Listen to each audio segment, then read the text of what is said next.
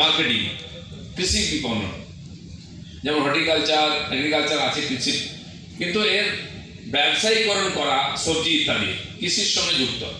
সবজির ব্যবসা, সবজি বা ফলকে প্রসেসিং করে ব্যবসা।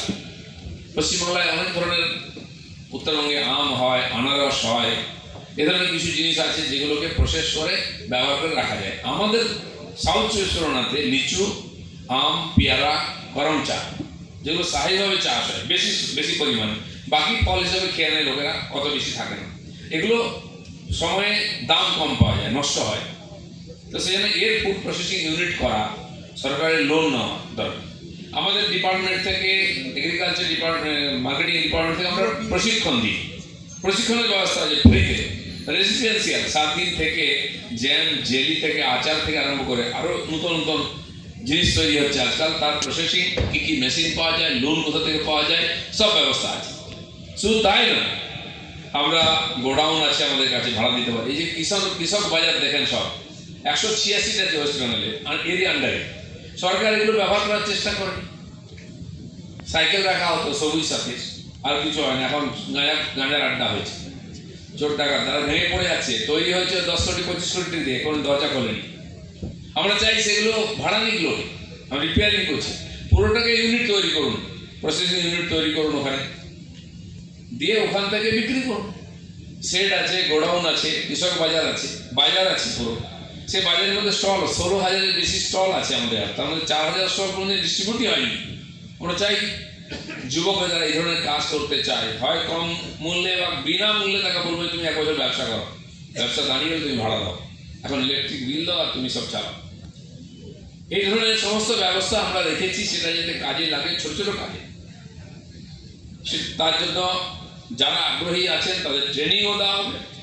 বাকি লোন, মেশিনারি, টেকনোলজি সব দেওয়ার ব্যবস্থা হবে। অন্যান্য রাজ্যগুলো অনেকটা এগিয়েছে, পশ্চিমবাংলায় কিন্তু সরকার এনকারেজ করতে হবে।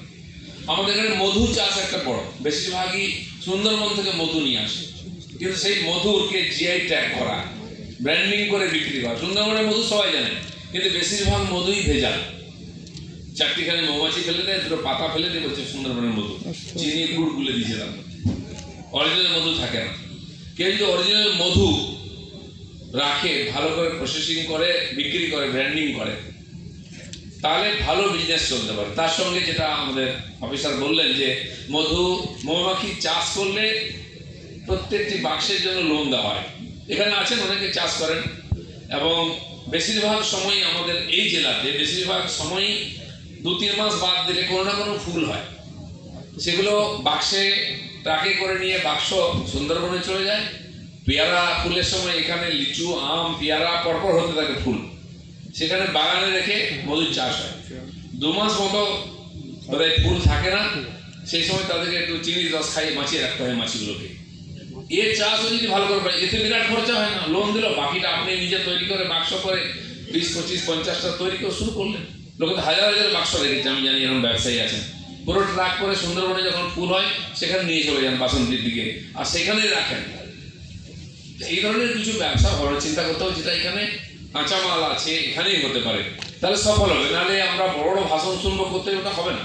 প্র্যাকটিক্যাল নয়, প্র্যাকটিক্যাল আমাদের জেলার জন্য, অন্যান্য সুবিধার জন্য চাই। সবজি চাষ হতো, আমি গিয়ে দেখে যে জারাবাড়ি হাতে কুলতালিতে ঢেঁড়স বিক্রি হচ্ছে 2 টাকা 3 টাকা কিলো কয়েক বছর আগে, আর সেই ঢেঁড়স এখানে 20 টাকা 25 টাকা বিক্রি হতো তখন।